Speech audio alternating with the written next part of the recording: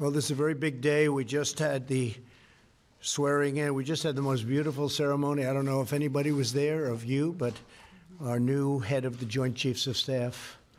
And now we have Department of Labor, so that's big stuff. This is a big day. And it's my pleasure to welcome everyone to the swearing in of our new Secretary of Labor, Eugene Scalia. Gene is joined by many members of his family, which is a large family, including his mother, Maureen, who's been my friend for a long time, even before I knew you, right? His mother is an incredible woman, and his wife, Patricia, incredible job. Thank you, honey. And 6 of their beautiful children, and I have a list of the folks. It's like, what a family.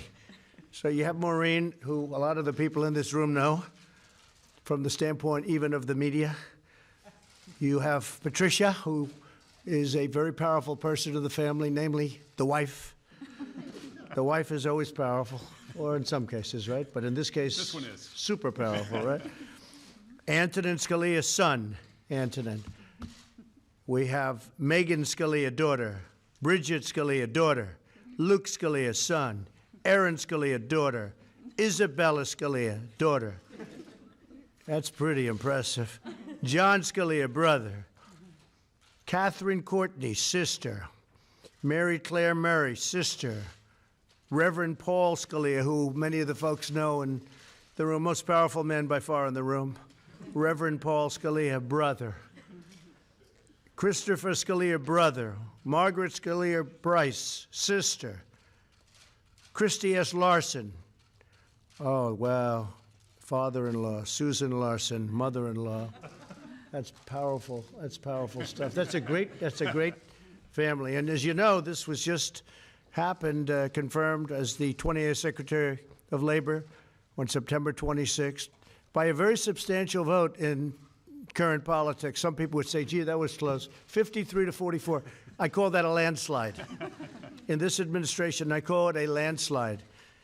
Eugene Scalia is one of the most qualified people ever confirmed as Secretary of Labor. He will use his skills as he has over the years, and he's built an extremely distinguished career to fight and win for the American workforce. He's a tremendous lawyer, a tremendous talent, one of the best anywhere in our country.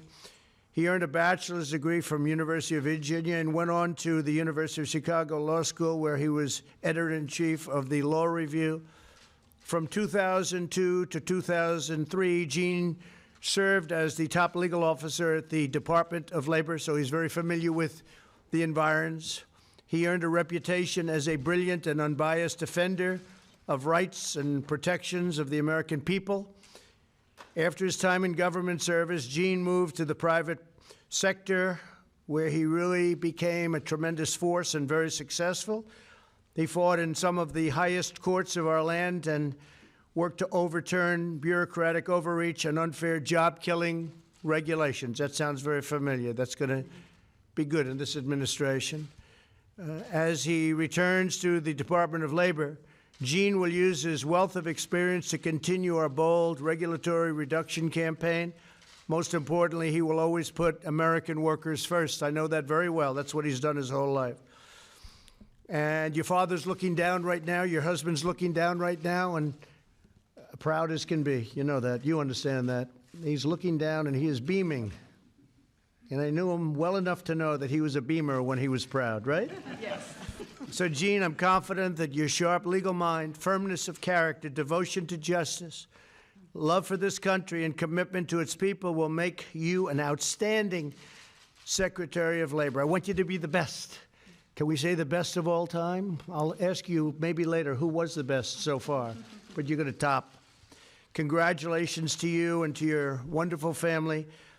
And I'd like to now have Gene just say a few words, and then we'll ask Vice President Pence to administer the oath of office. And thank you all for being here. This is a very important day. Thank you very much. Thank you.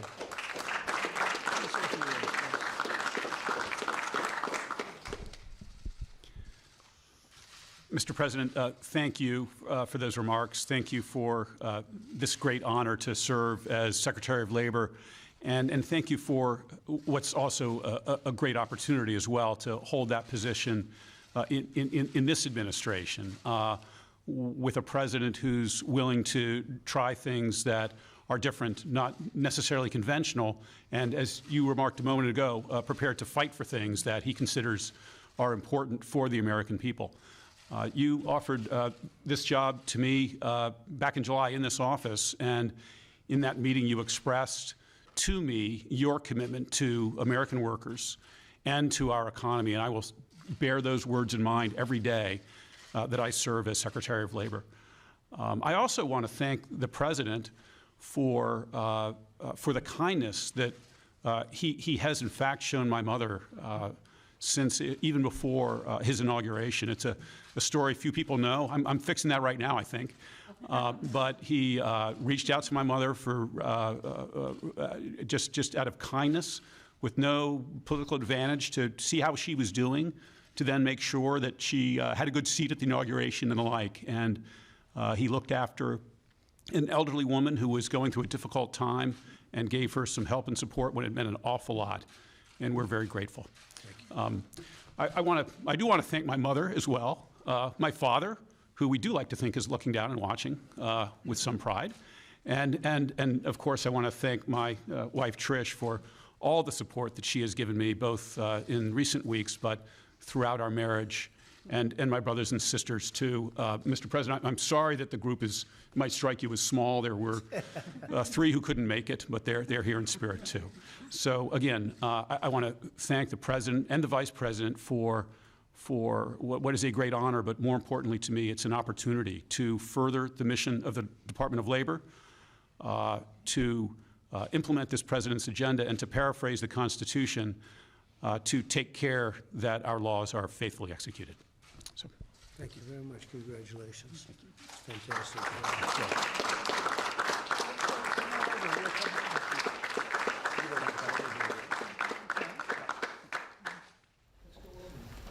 Mike, thanks.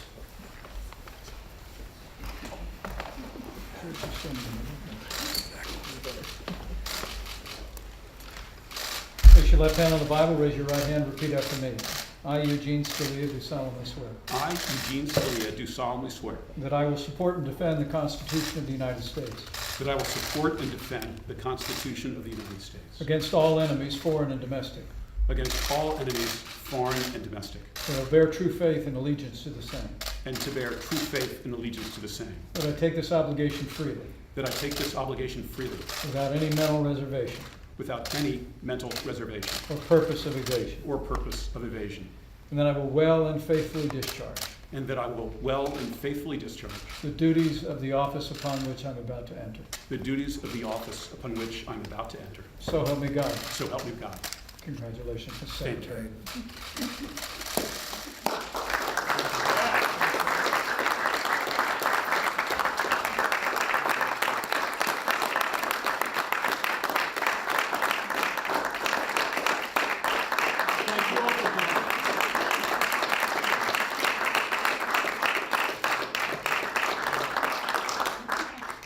Thank you very much, everybody.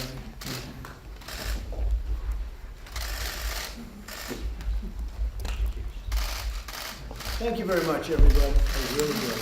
Do you now know who the whistleblower is, sir? Well, we're trying to find out about a whistleblower. When you have a whistleblower that reports things that were incorrect, as you know, and you probably now have figured it out, the statement I made to the president of Ukraine, a good man, a nice man, knew was perfect. It was perfect.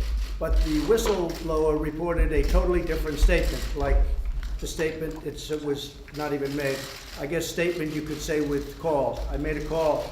The call was perfect. When the whistleblower reported it, he made it sound terrible. And then you had Adam Schiff, who, even worse, made up my words, which I think is just a horrible, I've never even seen a thing like that. Adam Schiff, representative, congressman, made up what I said. He actually took words and made it up. The reason is when he saw my call to the president of Ukraine, it was so good that he couldn't quote from it because there was nothing done wrong. It was perfect. So Adam Schiff decided, I can't let this happen. So let me make up. Do you ever hear of this one, Gene? Do you ever hear of a thing like this? So Adam Schiff made up a phony call, and he read it to Congress, and he read it to the people of the United States, and it's a disgrace. This whole thing is a disgrace. There's been tremendous corruption, and we're seeking it. It's called Drain the Swamp. There's been corruption on the other side.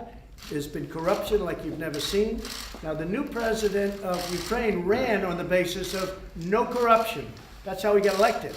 And I believe that he really means it. But there was a lot of corruption having to do with the 2016 election against us. And we want to get to the bottom of it, and it's very important that we do. Thank you very much.